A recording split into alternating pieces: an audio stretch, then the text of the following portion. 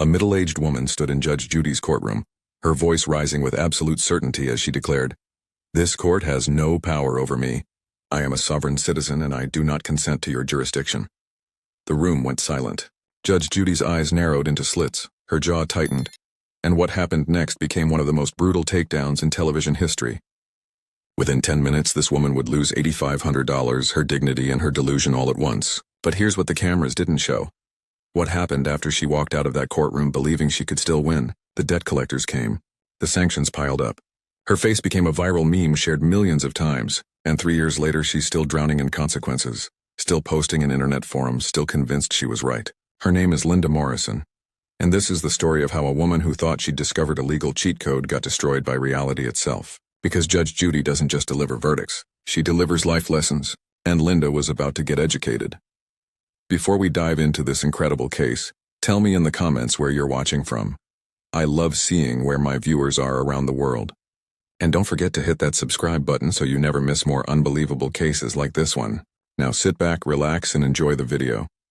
The studio courtroom in Los Angeles where Judge Judy Sheindlin presided wasn't just another television set.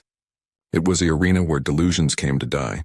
For 25 years, this 81-year-old judicial powerhouse had been dismantling excuses, exposing liars, and forcing accountability on people who thought they could talk their way out of anything. The wood-paneled courtroom looked authentic because the justice delivered there was real. Binding arbitration, legal consequences, no appeals. What Judge Judy decided was final, and her decisions were backed by decades of experience that made her sharper than lawyers half her age. Before television made her the highest-paid person on TV at $47 million per year, Judge Judy had spent 14 years as a family court judge in Manhattan, hearing over 20,000 cases. She'd seen every manipulation tactic, every crocodile tear, every creative lie the human mind could manufacture. Her philosophy was brutally simple. Tell the truth and you don't need a good memory. Take responsibility for your actions. Don't waste her time. And if you tried to play games in her courtroom, she would dismantle you with surgical precision. She didn't suffer fools, and she absolutely did not suffer people who thought they were above the law. Her courtroom had a particular energy. The audience sat in hushed anticipation, knowing they were about to witness something raw and real. The bailiff stood at attention, having seen countless defendants crumble under Judge Judy's questioning. And at two podiums facing the bench, plaintiffs and defendants would stand, presenting their cases, hoping for justice or mercy. Most got exactly what they deserved. Nothing more, nothing less. On this particular day, the case was straightforward on paper. Marcus Chen, a 52-year-old landlord from Baton Rouge, was suing his former tenant for $8,500 in unpaid rent and property damage. Marcus was a working-class immigrant who'd saved for years to buy a small rental property, his version of the American dream. He wasn't wealthy. He wasn't connected.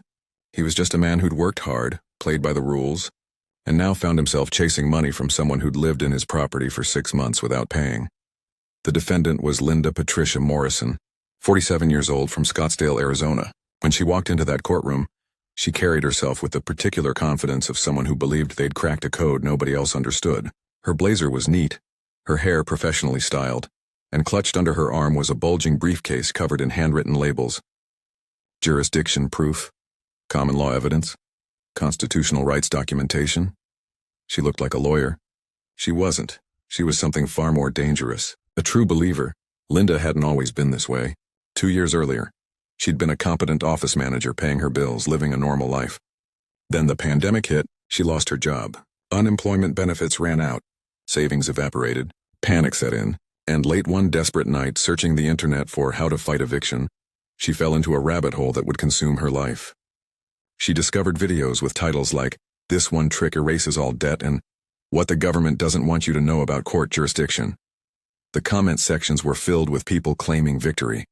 "I haven't paid taxes in 5 years and they can't touch me. I used this in court and the judge had no response." The more Linda watched, the more sense it made to her anxious, desperate mind. She learned that the United States government was actually a corporation, that she was a sovereign citizen operating under natural law, rather than corporate statutes, that courts operated under admiralty law, a maritime legal system that didn't apply to people on land. That her birth certificate had created a straw man, a corporate fiction separate from her true natural self. And most importantly, that magic phrases and specifically worded documents could make her debts disappear. All she had to do was not consent. The court couldn't touch her if she didn't give permission. It was intoxicating. Linda wasn't failing. She wasn't drowning in debt because of bad luck or poor decisions. She was being oppressed by a system that was lying to everyone, and she'd found the truth. She started sending her landlord Marcus bizarre letters filled with legal-sounding language. Notice of non-consent to contractual obligation. Affidavit of sovereignty under natural law. Marcus, confused and frustrated, had no idea what these documents meant. He just knew his tenant wasn't paying rent and was now claiming he had no legal right to collect it. When Marcus finally filed eviction papers, Linda saw an opportunity. Her online forum friends encouraged her. Take it to court. Expose the fraud. You'll embarrass them on record. And when the Judge Judy show reached out, looking for interesting cases, Linda jumped at the chance. This wasn't just about $8,500 anymore. This was her moment to expose the corrupt system on national television. She prepared a 47-page document titled Affidavit of Non-Consent to Corporate Court Proceedings. She practiced her speech about admiralty law and gold-fringed flags. She genuinely believed she was about to become a hero to millions. She had no idea she was about to become a cautionary tale instead. The bailiff's voice cut through the courtroom. Chen versus Morrison. Marcus Chen stepped to his podium, his posture straight but nervous. Linda Morrison moved to hers with the confidence of someone walking into battle they believed they'd already won. Judge Judy glanced down at the file before her, then looked up at both parties with the expression of someone who'd already read this entire story before it was told. Mr. Chen, this is your case. Tell me what happened. Her voice was direct, no warmth but no hostility either. Just business? Marcus spoke clearly, his slight accent carrying the weight of genuine frustration. Your Honor, Ms. Morrison was my tenant. For the first 6 months, everything was fine. Rent on time, no problems, quiet. Then in month 7, the rent stopped. I called her, texted her, tried to work it out. I even offered a payment plan because I know times are hard. But instead of talking to me, she started sending me these strange letters I couldn't understand. Papers about jurisdiction and maritime law and things that made no sense. When I filed for eviction, she claimed the court had no authority over her. I had to get the sheriff involved just to get her out. And when I went into the unit, there were holes in the walls, the carpet was destroyed, fixtures were broken. I'm not a rich man, Your Honor. This is my retirement investment. I just want my money back so I can fix the place and rent it again. Judge Judy nodded, flipping through the evidence Marcus had submitted. Lease agreement with Linda's signature clearly visible. Bank records showing 6 months of payments, then nothing. Text messages from Marcus asking about rent, offering help. Photos of the damaged apartment showing destruction that went beyond normal wear and tear. Everything was documented, organized, clear. An open and shut case. Looks pretty straightforward to me, Judge Judy said, then turned her gaze to Linda. Ms. Morrison, what's your response to this? This was the moment Linda had been waiting for. She cleared her throat, opened her briefcase with deliberate drama, and pulled out a stack of papers that had to be 2 inches thick. Your Honor, before I respond to these allegations, I need to establish jurisdiction. This court is operating under admiralty law, which is evidenced by the gold fringe on that American flag behind you, and I do not consent to. Judge Judy's hand shot up, cutting her off mid-sentence. Excuse me? What did you just say about my flag? Linda, interpreting this as genuine curiosity rather than the warning it was, pressed forward with growing confidence. Admiralty law applies to maritime and, Ms. Morrison, let me stop you right there. Do you see any boats in this courtroom? Do you see any water? Are we at sea? Judge Judy's voice carried that particular tone that regular viewers recognized immediately. The tone that meant someone was about to get educated. A ripple of laughter moved through the audience. Linda's face flushed slightly, but she'd been prepared for mockery. Her online forums had warned her that the corrupt system would try to ridicule the truth. She doubled down. Your Honor, I am a sovereign citizen operating under natural law, and this corporate court has no jurisdiction over my natural person as opposed to my... Your natural person? Judge Judy interrupted again, her eyebrows climbing toward her hairline. What is your unnatural person?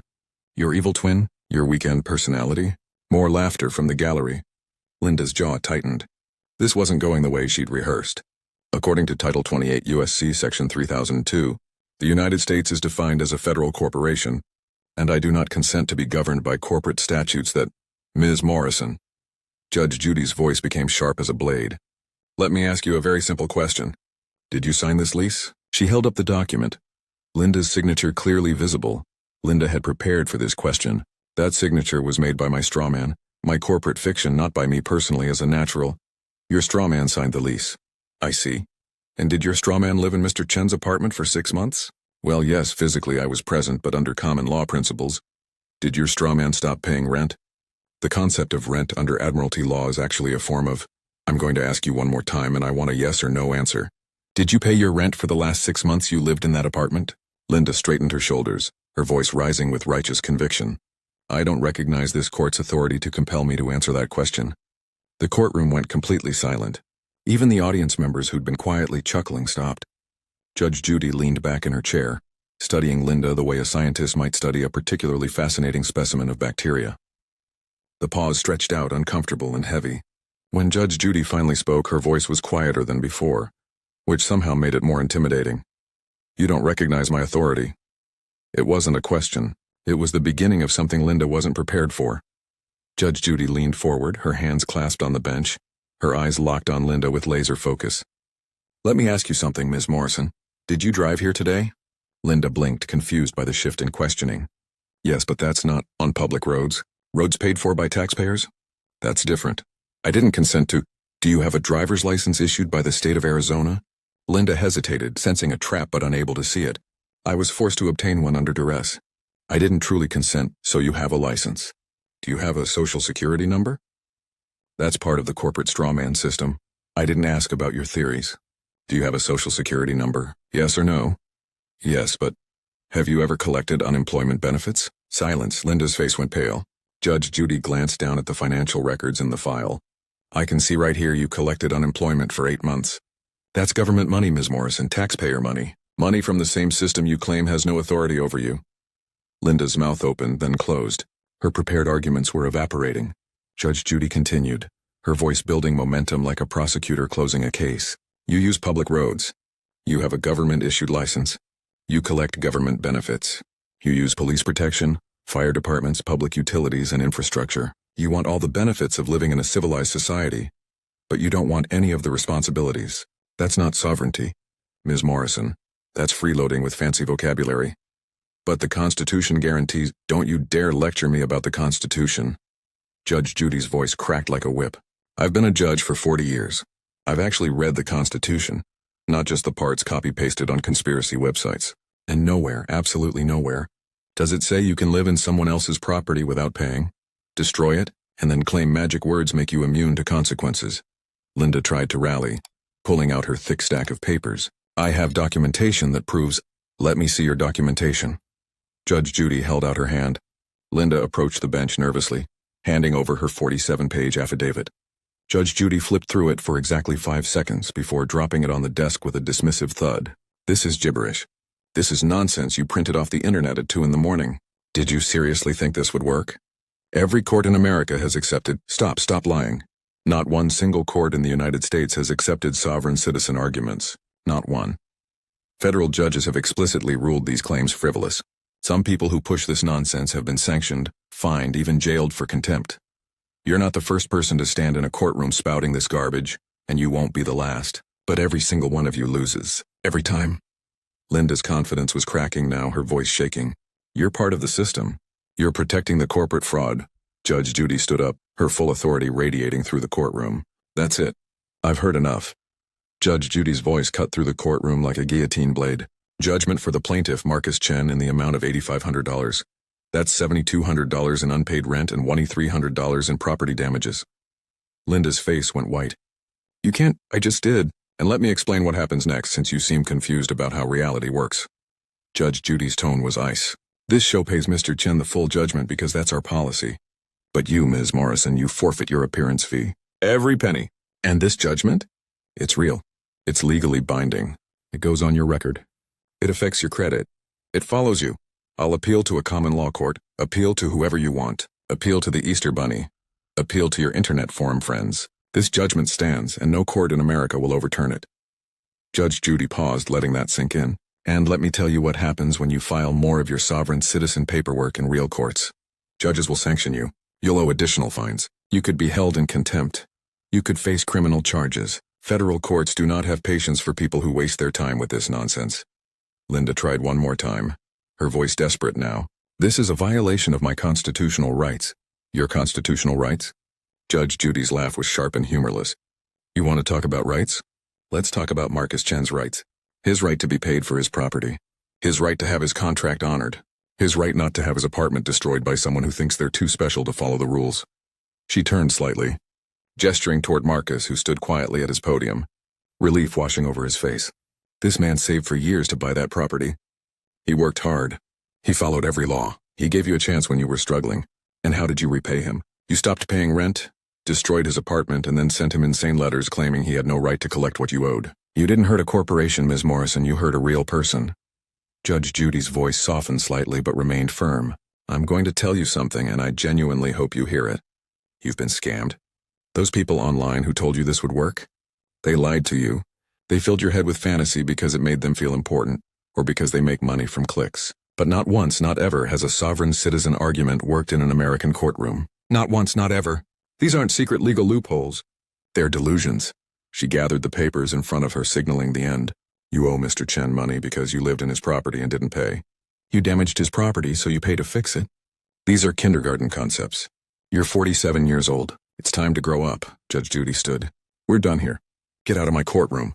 Linda stood frozen, her briefcase hanging limply from her hand, her 47-page affidavit worthless paper. Linda walked out of that courtroom in a daze, her hands trembling as she clutched her useless briefcase. The cameras in the hallway captured her muttering to herself, fragments of phrases about corporate courts and maritime law, still trying to process what had just happened. In her mind, she hadn't lost an argument. She'd been ambushed by a corrupt system that ran deeper than she'd imagined. That's the insidious thing about conspiracy theories. When they fail, believers don't question the theory. They just decide the conspiracy is bigger. Within hours, Linda was back online, posting furiously in her sovereign citizen forums. Judge Judy is part of the corporate fraud. She wouldn't even look at my evidence. She cut me off every time I tried to present the truth. She uploaded her 47-page affidavit with the caption, "See for yourselves." This is what they're trying to hide. Some forum members rallied around her with supportive comments. You're a warrior. Stay strong, sister. But others began quietly distancing themselves. Even among conspiracy theorists, there were limits. Maybe don't use sovereign citizen arguments on Judge Judy became the running joke. The video clip went viral within days. Millions of views across YouTube, TikTok, Twitter, and Facebook. The comments were merciless. Admiralty law. I'm dead. Her straw man is going to be so mad when it finds out it owes $8,500. Imagine thinking you're smarter than Judge Judy. Linda's face became a meme. Her moment of defiance frozen in screenshots shared across the internet. She'd wanted to go viral. She'd wanted to be famous. She got her wish, just not the way she'd imagined. But the real consequences went far deeper than online mockery. Marcus Chen got his $8,500 from the show and was finally able to repair his property. But the judgment against Linda remained on her credit report like a scar. When she tried to rent another apartment, every landlord ran her name and found the Judge Judy case. Application denied. Application denied. Application denied. She eventually had to move in with her younger sister in Tucson, an arrangement that lasted only 4 months before her sister couldn't take it anymore. Other creditors saw the episode too. Credit card companies she owed money to suddenly became very interested in collecting. They filed lawsuits. Linda showed up to those courts with the same sovereign citizen arguments. Every judge rejected them. One judge, particularly fed up with her frivolous motions, sanctioned her $2,500 for wasting the court's time. Her original debt of $8,500 ballooned to over $30,000 when you added the sanctions, legal fees, and accumulating interest. She tried finding work, sending out dozens of applications for office manager positions. But every potential employer did what employers do now. They Googled her name. The first result was the Judge Judy clip with 4.2 million views. Interview requests stopped coming. The few interviews she did get ended quickly once HR watched the video. Nobody wants to hire someone who publicly declared courts have no power over them. Linda had wanted to be free. Instead, she'd built her own prison. One bizarre legal theory at a time. 3 years have passed since Linda Morrison stood in Judge Judy's courtroom and declared herself beyond the reach of the law. Today, she's still active in sovereign citizen online groups, still posting about exposing the fraud, still convinced that she was right and the entire legal system is wrong. She hasn't paid her debts. Her credit is destroyed. She works part-time at a call center, a job that doesn't require a background check or a Google search. Her adult children rarely speak to her. One daughter later told a reporter, "We tried everything to help her see reason. She chose internet strangers over her own family." Linda has become exactly what she feared most, powerless, isolated, and trapped by consequences she refuses to acknowledge. But this story isn't really about Linda Morrison. It's about something much bigger. It's about what happens when we choose comfortable delusions over uncomfortable truths. In an age where you can curate your entire information diet, where algorithms feed you more of what you already believe, where echo chambers masquerade as communities. It's never been easier to lose touch with reality. Linda didn't wake up one day deciding to believe in strawman theories and admiralty law. She took small steps, each one pulling her further from the shore until she was drowning in an ocean of nonsense. Convinced she was swimming, Judge Judy's courtroom represented something that's increasingly rare in our world. A place where reality doesn't negotiate, where feelings don't override facts, where confidence doesn't substitute for expertise, where you can't click away from perspectives that challenge you. In 10 minutes, Judge Judy forced Linda into a confrontation with truth that years of online validation had helped her avoid. Was it harsh? Yes. Was it humiliating? Absolutely. Was it necessary? Without question. Because here's what people misunderstand about enabling delusions. It's not kindness. It's not tolerance. It's cruelty disguised as compassion. Every day someone spends believing they've found a cheat code to life is another day they're not dealing with their actual problems. Every person who validates someone's conspiracy theories is pushing them deeper into a hole they may never climb out of. Judge Judy, in her tough love way, threw Linda a rope. Linda chose not to grab it. But for millions watching, the lesson was crystal clear. Reality doesn't care about your research, your beliefs, or your certainty. Gravity works whether you accept it or not. Courts have power whether you recognize them or not. Debts exist whether you consent to them or not. You can declare yourself sovereign of the moon. But when you damage someone's property and don't pay your bills, consequences will find you. And those consequences don't care about the magic words you learned on the internet at 2 in the morning. We live in a society, which means we have responsibilities to each other. You can't take the benefits, the roads, the police protection, the legal system, the infrastructure, and reject the obligations. That's not freedom. That's parasitism with a philosophy degree. Real sovereignty comes from taking responsibility for your choices, facing your obligations with integrity, and understanding that being part of a community means sometimes doing things you'd rather not do, because that's what decent people do. Judge Judy's courtroom stood as more than entertainment. It was a mirror forcing us to see ourselves clearly. Linda Morrison looked into that mirror and saw a warrior fighting corruption. Everyone else saw a woman who'd lost her way, drowning in debt and delusion, choosing fantasy over reality. The court had power over her not because Judge Judy was cruel or corrupt, but because Linda gave it that power through her own choices. She signed contracts. She incurred debts. She caused damage. And no amount of magic words could make those facts disappear. Because in the end, reality always wins. Always. And that's not oppression. That's just the truth. If this story opened your eyes to how dangerous echo chambers can be, or if you just enjoyed watching someone learn that reality doesn't care about your internet research, here's what I need from you. First, hit that like button. It tells YouTube to show this video to more people who need this wake-up call. Second, drop a comment below. Have you ever known someone who fell down a conspiracy theory rabbit hole? What happened? I read every single comment and I want to hear your stories. Third, subscribe and turn on all notifications. We post breakdowns like this every week, analyzing the psychology behind people who think they're above the rules, and the moment reality comes crashing down. And finally, share this video with someone who needs to hear it. We all know that person who's one YouTube video away from declaring themselves a sovereign citizen. Send them this. It might just save them from becoming the next Linda Morrison. Thanks for watching. And remember, the truth doesn't need your consent. It just is. In a packed Los Angeles courtroom, an entitled Karen named Patricia Williams stood up, pointed her finger directly at Judge Judy, and screamed at the top of her lungs, "This court is corrupt. You're all bought and paid for." The entire courtroom gasped in shock. But what happened next left everyone speechless and changed Patricia's life forever. Judge Judy calmly reached into her desk, pulled out a stack of printed emails, and said the words that would destroy Patricia completely. "Funny you should mention corruption, Patricia. Let's talk about the $5,000 you tried to bribe my court clerk with last week." The courtroom erupted into chaos as Patricia's face went white as a ghost, but that was just the beginning. What Judge Judy revealed next about Patricia's secret scheme would shock the entire nation and expose a web of lies so deep that even the FBI got involved. Before we dive into this incredible case, tell me in the comments where you're watching from. I love seeing where my viewers are around the world. And don't forget to hit that subscribe button so you never miss more unbelievable cases like this one. Now sit back, relax, and enjoy the video. The cameras were rolling. Millions of Americans were watching live on television, completely unaware they were about to witness the most devastating courtroom takedown in Judge Judy's 25-year career. The case seemed simple enough. Patricia Williams, a 45-year-old real estate agent from Beverly Hills, was suing her former housekeeper, Maria Gonzalez, for allegedly stealing a diamond necklace worth $15,000. Patricia walked into that courtroom with her designer purse, her perfectly styled blonde hair, and an attitude that screamed entitlement. She was confident, smug, almost laughing as she took her seat. She thought she had it all figured out. She thought she could manipulate the system. She thought Judge Judy would be just another pushover judge she could intimidate. She was about to learn the biggest lesson of her life. Maria Gonzalez sat on the defendant's side, nervous, clutching a small folder in her hands. She was a 52-year-old immigrant who had worked for Patricia for 3 years, cleaning her mansion, caring for her children, working 12-hour days for barely minimum wage. She looked terrified, her hands shaking as she glanced at Patricia. But Maria had something Patricia didn't know about. Something that would turn this entire case upside down and expose Patricia for who she really was. The truth was hidden in that small folder Maria was holding.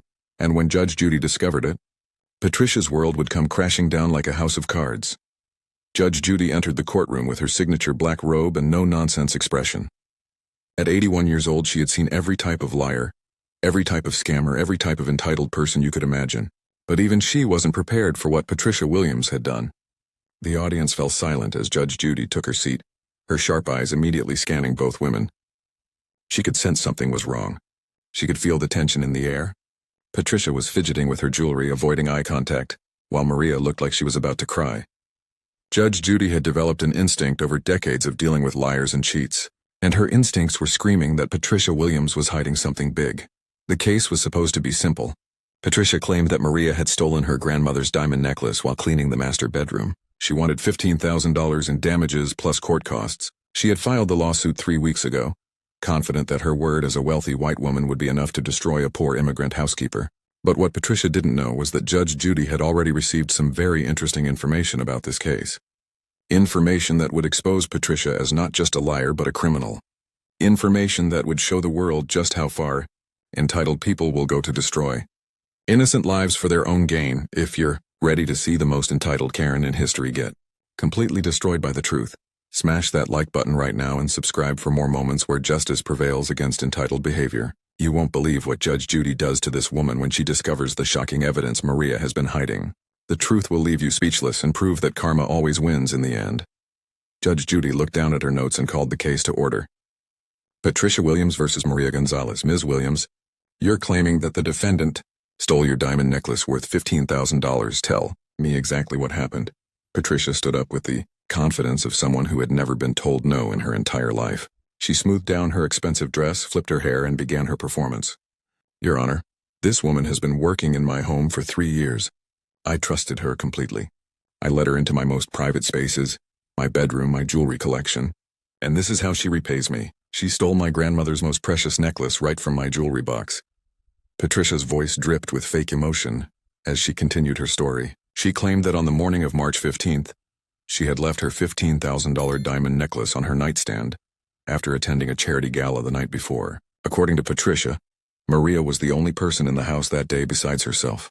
When Patricia went to put the necklace back in her jewelry box that evening, it was gone. She dramatically placed her hand over her heart and said, Your Honor, this necklace was the last gift my grandmother gave me before she died. It's irreplaceable, not just because of the diamonds but because of the sentimental value, and this woman stole it from me without any remorse. Judge Judy's eyebrows raised slightly, but she let Patricia continue. Patricia went on to explain how she had graciously given Maria a chance to return the necklace with no consequences.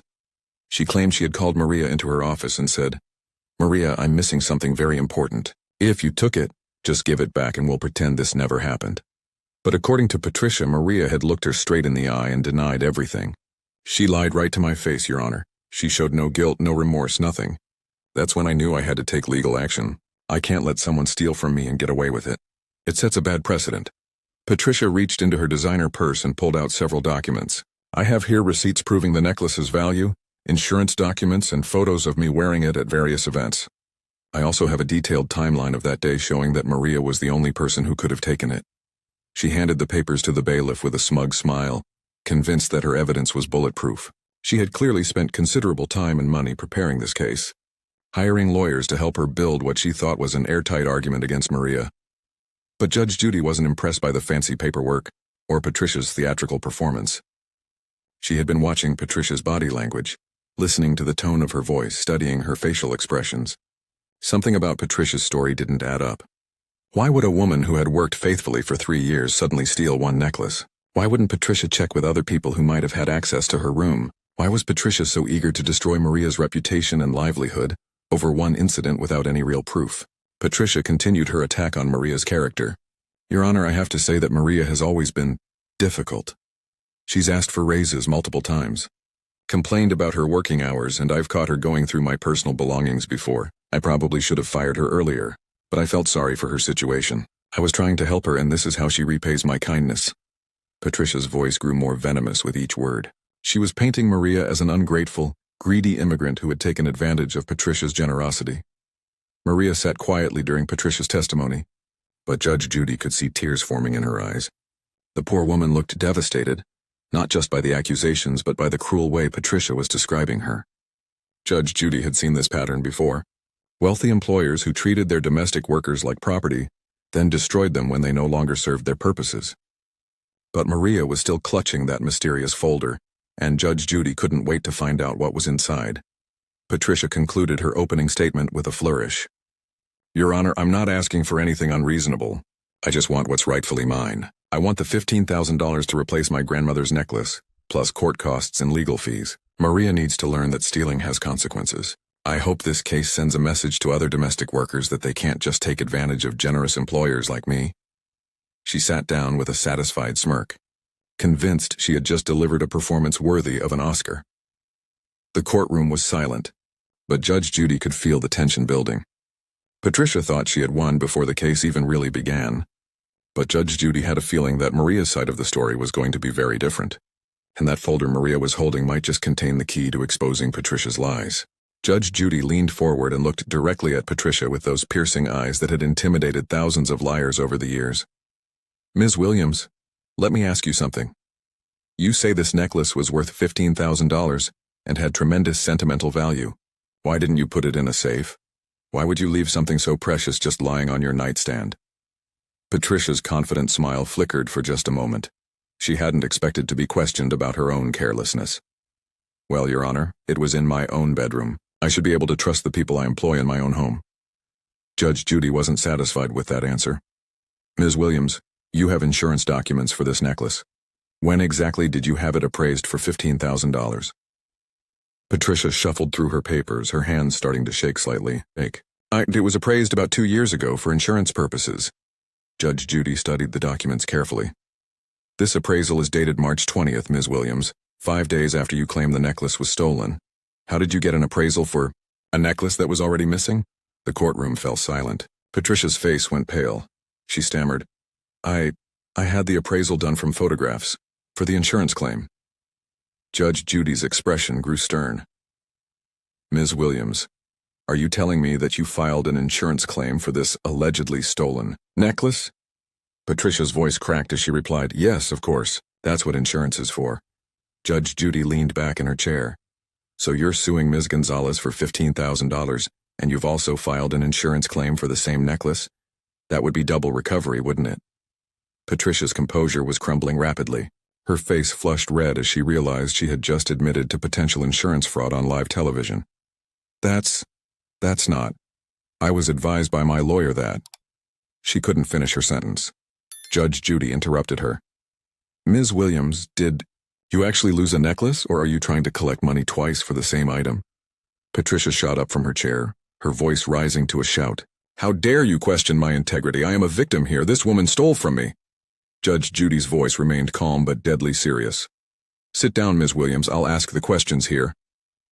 But Patricia was spiraling out of control. The perfect case she thought she had built was falling apart under basic questioning. This is ridiculous. You're supposed to be helping me get justice, not attacking me like I'm the criminal. Her voice echoed through the courtroom as heads turned to stare at her outburst. Maria watched in shock as her former employer completely lost her composure. Judge Judy had barely started questioning Patricia's story, and already the wealthy woman was screaming like a child having a tantrum. Patricia pointed an accusing finger at Judge Judy and shouted the words that would seal her fate forever. This court is corrupt. You're all bought and paid for. You're protecting criminals instead of victims. The entire courtroom gasped. Audience members looked at each other in disbelief. No one had ever seen someone accuse Judge Judy of corruption on live television. The cameras zoomed in on Judge Judy's face as a cold smile spread across her lips. Patricia had just made the Biggest mistake of her life, and she had no idea what was coming next. Judge Judy slowly reached into her desk drawer, her eyes never leaving Patricia's face. Interesting that you should mention corruption, Patricia. Judge Judy's hand moved slowly toward her desk drawer as the entire courtroom held its breath. Patricia stood frozen, her face still flushed with anger from her outburst, completely unaware that she had just walked into a trap that would destroy her life forever. The silence in the courtroom was deafening. Even the camera operator stopped moving, sensing that something monumental was about to happen. Judge Judy's fingers wrapped around a thick manila folder as she spoke in that calm, deadly tone that had terrified liars for decades. Funny you should mention corruption, Patricia, because I have something very interesting here that arrived at my chambers just this morning. Patricia's eyes widened as Judge Judy pulled out the folder and placed it deliberately on her desk. The folder was thick, filled with papers that seemed to glow under the courtroom lights like evidence from heaven itself. Judge Judy opened it, slowly, savoring the moment like a predator about to strike its prey. Patricia, do you know what this is? Patricia shook her head, her voice barely a whisper. No, Your Honor. Judge Judy smiled that cold, calculated smile that had become legendary. These are printed copies of emails. Emails from your personal account. Emails that you sent to my court clerk, Sandra Martinez, exactly 1 week ago. The courtroom erupted in gasps. Patricia's face went from red to white in seconds, all the blood draining from her cheeks as if someone had opened a valve. Her hands started trembling uncontrollably as she gripped the edge of the table for support. Judge Judy pulled out the first email and began reading in a voice that cut through the air like a knife. Email sent March 22, 11:47 p.m., from Patricia Williams to Sandra Martinez. Subject line, special consideration. Quote, Dear Sandra, I know we don't know each other personally, but I wanted to reach out about my upcoming case. I understand that court clerks have a lot of influence over scheduling and case assignments. Patricia tried to interrupt, her voice cracking. Your Honor, I can explain. But Judge Judy held up her hand for silence and continued reading. Quote, continued. I'm willing to show my appreciation for any help you might be able to provide. I know Judge Judy has a reputation for being tough on plaintiffs, but maybe you could help ensure she understands the facts of my case clearly. I've attached a photo of what $5,000 in cash looks like. Consider it a token of my gratitude for your assistance. The courtroom exploded. People gasped, some laughed in disbelief, others shook their heads in disgust. Patricia Williams had just been exposed for attempting to bribe a court official on live television. Judge Judy wasn't finished. She pulled out another email, her voice growing stronger with each word. But wait, there's more. Email sent March 23, 2:15 a.m., same subject line. Quote, Sandra, I hope you got my previous message. I want to make sure you understand how serious I am about this. The woman I'm suing is trying to destroy my reputation and steal money from me. I need Judge Judy to see that I'm the victim here. If $5,000 isn't enough to ensure fair treatment, I'm willing to discuss other arrangements. I could even help with your own legal matters if you ever need assistance. Please respond soon. Patricia collapsed back into her chair, her face buried in her hands. The woman who had walked into the courtroom with such arrogance and entitlement was now exposed as a criminal who had tried to corrupt the very court system she was using to destroy an innocent woman. Maria stared in shock, finally understanding why Patricia had been so confident about winning her case. The audience murmured among themselves, some pointing at Patricia with disgust, others shaking their heads in amazement at her stupidity. Judge Judy leaned forward, her voice deadly serious. Patricia Williams, not only did you attempt to bribe a court official, but you did it in writing, in emails, that we now have as evidence. Do you understand what you've done? Patricia looked up with tears streaming down her face, her voice barely audible. I didn't mean, it wasn't supposed to be. Judge Judy cut her off. It wasn't supposed to be discovered? Is that what you were going to say? Can you believe the audacity of this woman? But wait until you hear what Judge Judy says next. It's absolutely savage and will expose even more of Patricia's lies. Hit that notification bell so you never miss these incredible moments of justice being served. The truth gets even more shocking from here. Judge Judy wasn't finished destroying Patricia Williams. She reached back into the folder and pulled out more documents, her eyes blazing with the fire of someone who had caught a criminal red-handed. Patricia, do you think I'm stupid? Do you think I became Judge Judy by letting entitled liars manipulate my courtroom? Patricia tried to speak, but Judge Judy's voice thundered over her pathetic attempts at excuses. I have been doing this for 25 years. I have seen every type of scammer, every type of con artist, every type of entitled criminal who thinks they can buy their way out of responsibility. But you, Patricia Williams, you might just be the most disgusting example I've ever encountered. The courtroom was completely silent except for Patricia's sobbing. Judge Judy held up another document. This is a bank record showing that you withdrew exactly $5,000 in cash on March 21st, the day before you sent your first bribery email. You actually went to the bank and got the money ready to corrupt my court. Patricia's shoulders shook as she cried, but Judge Judy showed no mercy. And here's what makes you even more despicable, Patricia. While you were trying to bribe my court clerk to frame an innocent woman, you were also filing a false insurance claim for a necklace that was never stolen. Judge Judy's voice grew colder with each revelation. That's right, Patricia. I did some investigating of my own. I contacted your insurance company. They told me something very interesting. You filed a claim for that necklace on March 16th, one day after you claim it was stolen. But here's the problem. Your insurance company has photos of that exact same necklace being sold at Goldstein's Jewelry Exchange on March 10th, 5 days before you claim it was stolen. The courtroom gasped. Patricia had sold her own necklace and then tried to frame Maria for stealing it. Patricia's face was a mask of terror as Judge Judy continued her destruction. You sold your grandmother's necklace for drug money, didn't you, Patricia? Yes, I know about your cocaine addiction too. Your bank records show payments to known drug dealers. You needed money for drugs, so you sold the necklace.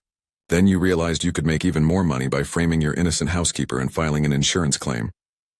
Patricia tried to stand up, her legs shaking. I need to leave. I can't, Judge Judy's voice boomed. Sit down. You're not going anywhere until I'm finished with you. Security guards moved closer as Patricia became increasingly desperate. You have destroyed an innocent woman's reputation, attempted to corrupt my court, committed insurance fraud, and tried to send a hardworking mother to jail for a crime that never happened. All for drug money. Judge Judy leaned forward, her final words cutting through Patricia like a sword. Not only are you going to lose this case, Patricia Williams, but I'm personally ensuring that criminal charges are filed against you for bribery, fraud, and perjury. Court security will be escorting you directly to the police station when we're done here. Patricia's world had just completely collapsed on live television. The courtroom exploded like a volcano. The audience leaped to their feet, applauding and cheering as Patricia Williams was handcuffed by security guards. People were crying tears of joy, screaming, "Justice!" And "Thank you, Judge Judy." Patricia tried one last desperate escape, pushing against the guards while sobbing hysterically. This isn't fair. I'm the victim here. But her pathetic cries were drowned out by thunderous applause. Maria collapsed in her chair, overwhelmed with relief as strangers hugged her and whispered apologies. Judge Judy banged her gavel with satisfaction. Case dismissed. Patricia Williams, you are hereby banned from my courtroom forever. The entire nation watching live had just witnessed the most spectacular downfall of an entitled criminal in television history. The moment Patricia Williams was dragged out of Judge Judy's courtroom in handcuffs became the most viral courtroom video in internet history. Within hours, clips of her meltdown were trending on every social media platform. Her screams of "This court is corrupt," followed by the devastating email revelations, were shared millions of times with captions like, "When entitled Karens meet real justice, and this is what happens when you mess with Judge Judy." Patricia had become the ultimate symbol of entitled behavior getting what it deserved. 2 weeks later, Patricia Williams was sentenced to 2 years in prison for attempted bribery of a court official, insurance fraud, and filing false police reports. Her real estate license was revoked. Her assets were seized to pay restitution, and she lost her Beverly Hills mansion. The cocaine addiction that had started her downward spiral was now front-page news, destroying what was left of her reputation. She had gone from wealthy socialite to convicted felon because she thought she could frame an innocent woman and corrupt the justice system. Maria Gonzalez became a hero to working families everywhere. Judge Judy personally ensured that Maria received a full scholarship for her daughter's college education and helped her start her own cleaning business. The mysterious folder Maria had been clutching contained character references from dozens of other employers, all praising her honesty and work ethic. Maria had never stolen anything in her life, and now the whole world knew it.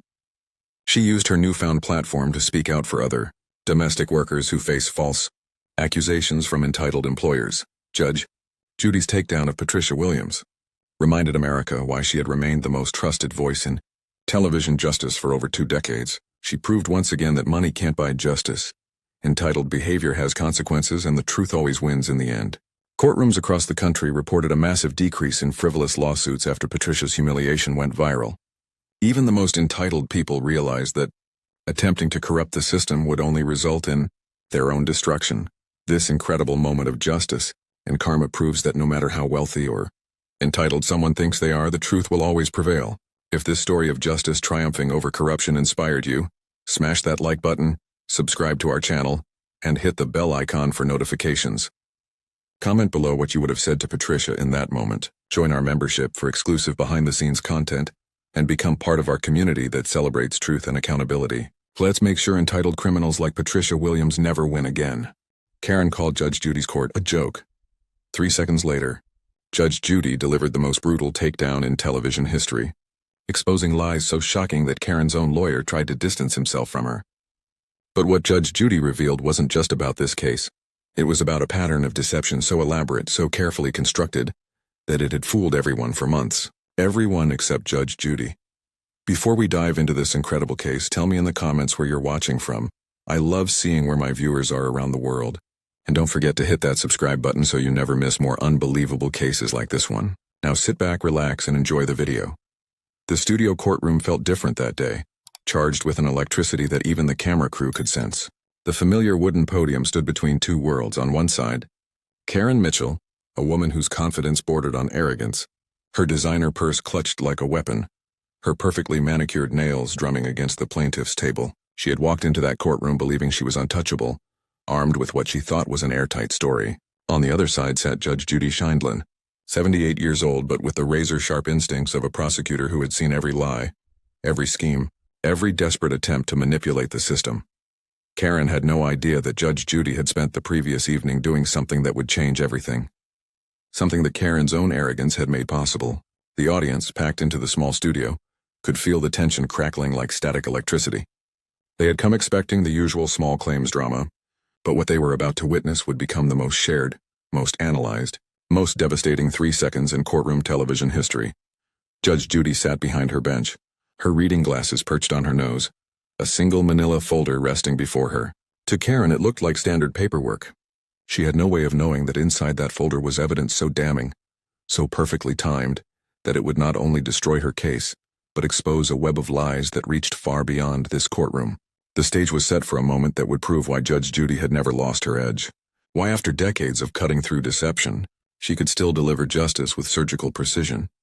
Before we see how Judge Judy dismantled Karen's entire world in just 3 seconds, make sure you're subscribed and hit that notification bell. Trust me, you'll want to see every second of what happens next, and you definitely don't want to miss moments like this when they drop.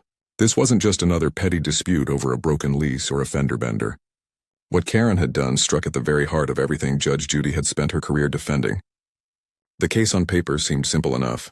Karen Mitchell versus her former business partner Sandra Chen, over $47,000 in missing inventory from their boutique clothing store.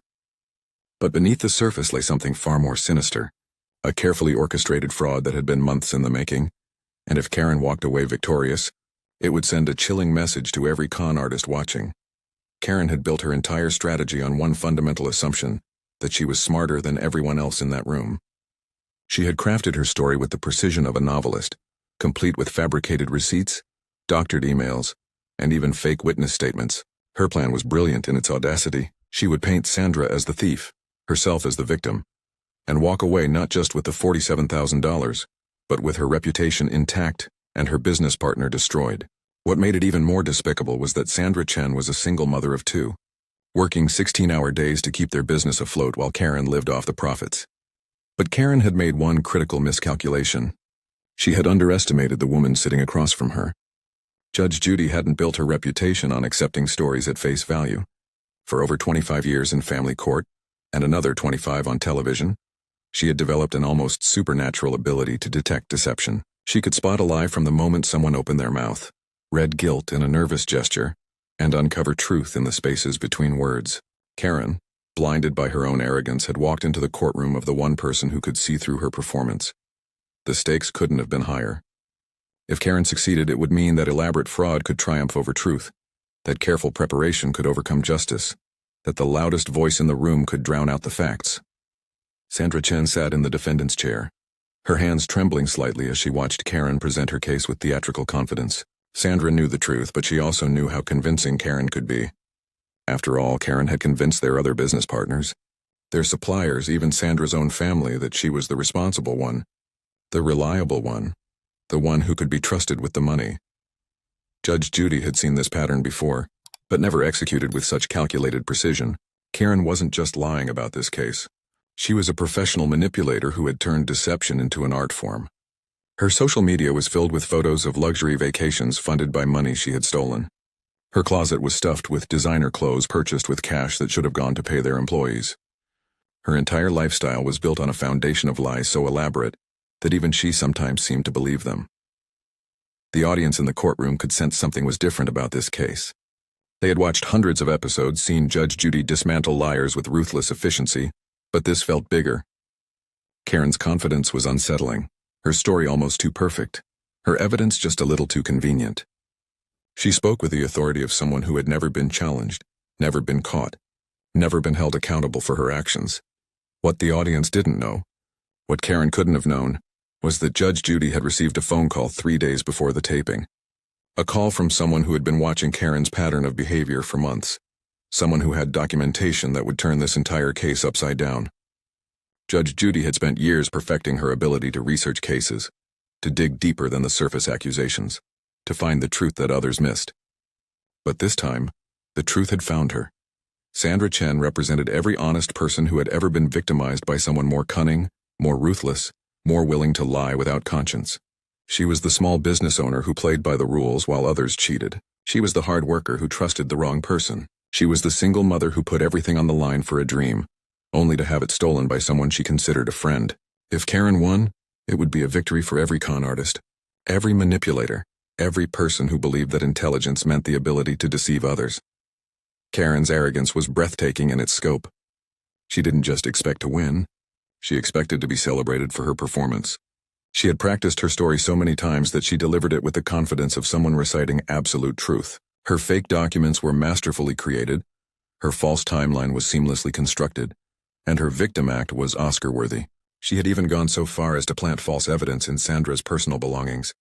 Evidence that she planned to reveal at just the right moment for maximum dramatic impact. But Judge Judy had built her career on one simple principle. The truth always surfaces, no matter how deeply it's buried. She had learned to look beyond the obvious, to question the convenient, to doubt the too perfect explanation. Karen's case was too clean, her evidence too convenient, her story too rehearsed. Every instinct Judge Judy had developed over 5 decades in the legal system was screaming that something was wrong. The courtroom felt like a powder keg waiting for a spark. Karen sat with the posture of someone who had already won, her designer clothes and expensive jewelry a stark contrast to Sandra's simple dress and nervous demeanor. The imbalance was intentional, part of Karen's strategy to appear successful and trustworthy, while making Sandra look desperate and unreliable. Every detail had been calculated, every aspect of her appearance designed to support her narrative. What was about to unfold would become a masterclass in justice, a moment that would be studied by law students and celebrated by anyone who had ever been victimized by a skilled liar. Judge Judy was about to prove that no matter how elaborate the deception, no matter how confident the deceiver, truth has a way of cutting through lies like a sword through silk. The stage was set for a confrontation that would expose not just Karen's lies about this case, but reveal a pattern of behavior so shocking that it would change everything everyone thought they knew about the woman sitting in the plaintiff's chair. Karen rose from her chair with the confidence of someone who had never been challenged, never been caught, never faced real consequences for her actions. Her opening statement wasn't just a presentation of facts. It was a performance crafted to destroy Sandra Chen's credibility and reputation in the most public way possible. She smoothed her designer blazer, adjusted her statement of claim with theatrical precision, and began weaving a web of lies so intricate that even Sandra, sitting just feet away, found herself questioning her own memories. "Your Honor," Karen began, her voice dripping with false sincerity. "I trusted Sandra with everything. My money, my business, my future, and she repaid that trust by stealing $47,000 right from under my nose." She gestured dramatically toward Sandra, who sat frozen in her chair, overwhelmed by the sheer audacity of the accusations. Karen's performance was flawless, her tone perfectly calibrated to convey hurt, betrayal, and righteous indignation. She had clearly rehearsed every word, every pause, every emotional inflection. Judge Judy sat motionless behind her bench, her expression unreadable, but her eyes never leaving Karen's face. To the casual observer, she appeared to be listening intently to the testimony. In reality, she was cataloging every micro-expression, Every telling gesture, every subtle sign that separated truth from elaborate fiction. Karen, intoxicated by her own performance, missed every warning sign that she was being studied like a specimen under a microscope. Karen pulled out a folder thick with documents, spreading them across the plaintiff's table like a dealer laying out cards. I have receipts, Your Honor, email chains, bank statements. Everything proves that Sandra was systematically stealing from our business account. Each piece of evidence was presented with flourish, as if she were revealing treasure rather than fabricated lies. The paperwork looked impressive, official, absolutely convincing to anyone who didn't know what Judge Judy knew. She thought I wouldn't notice, Karen continued, her voice rising with practiced outrage. She thought I was too trusting, too naive to catch her stealing from me. But I documented everything, Your Honor. Every transaction, every suspicious withdrawal, every lie she told me about where the money was going. The audience murmured softly, some nodding in sympathy for what appeared to be a legitimate victim of theft. Karen fed off their reaction, her confidence growing with each supportive glance from the gallery. Sandra tried to speak, to defend herself against the avalanche of accusations, but Karen immediately cut her off. Your Honor, if I may continue, Sandra has had months to prepare her excuses, but the evidence speaks for itself. It was a calculated move, designed to make Sandra appear desperate and guilty while positioning Karen as the patient, long-suffering victim who deserved justice. Karen's coup de grace came when she turned to address Judge Judy directly, her voice taking on a tone of disappointed authority. Your Honor, I've watched your show for years.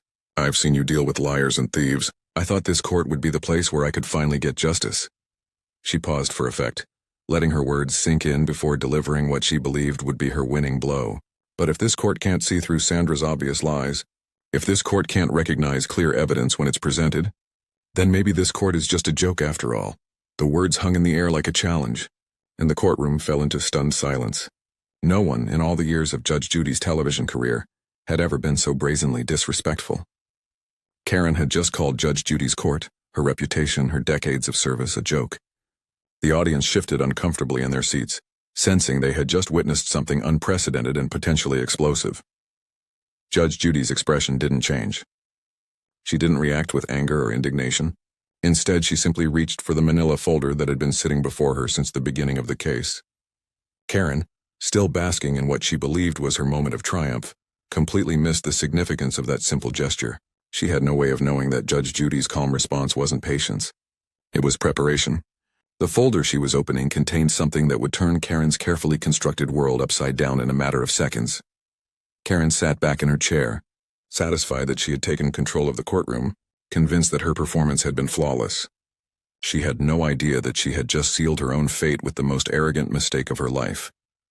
Judge Judy's fingers moved with deliberate precision as she opened the manila folder, her movements so controlled and methodical that even the camera operators found themselves leaning forward. The courtroom, still reeling from Karen's shocking disrespect, watched in tense silence as America's most respected television judge prepared to respond. But instead of the explosive reaction everyone expected, Judge Judy did something that chilled Karen to the bone. She smiled. Not a warm smile, not a friendly smile, but the cold, calculated smile of a chess master who had just seen her opponent make a fatal mistake. Ms. Mitchell, Judge Judy began, her voice as calm as a still lake before a storm. That's a very interesting story you've told us today. Very detailed, very thorough. She emphasized the last word in a way that made Karen's confidence falter for just a moment. Judge Judy removed her reading glasses, cleaned them slowly, and placed them back on her nose with the deliberate care of someone who was about to perform surgery. I'm curious about something, though. You mentioned that you documented everything. Every transaction, every withdrawal, every communication with Ms. Chen.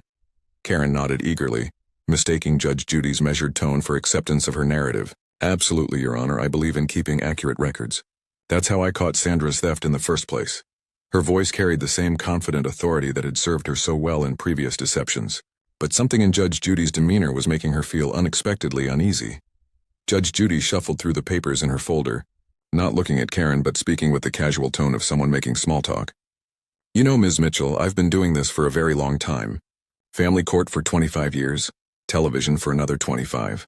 In all that time, I've learned that the most interesting cases aren't always about what people say. Sometimes they're about what people don't say. She paused, letting her words hang in the air like a noose, or what they think nobody else knows. The audience could sense the shift in energy. Judge Judy wasn't just questioning Karen's story. She was dismantling it piece by piece with surgical precision. Karen tried to maintain her composure, but her hands had begun to fidget with her purse strap, a nervous tell that Judge Judy noted immediately.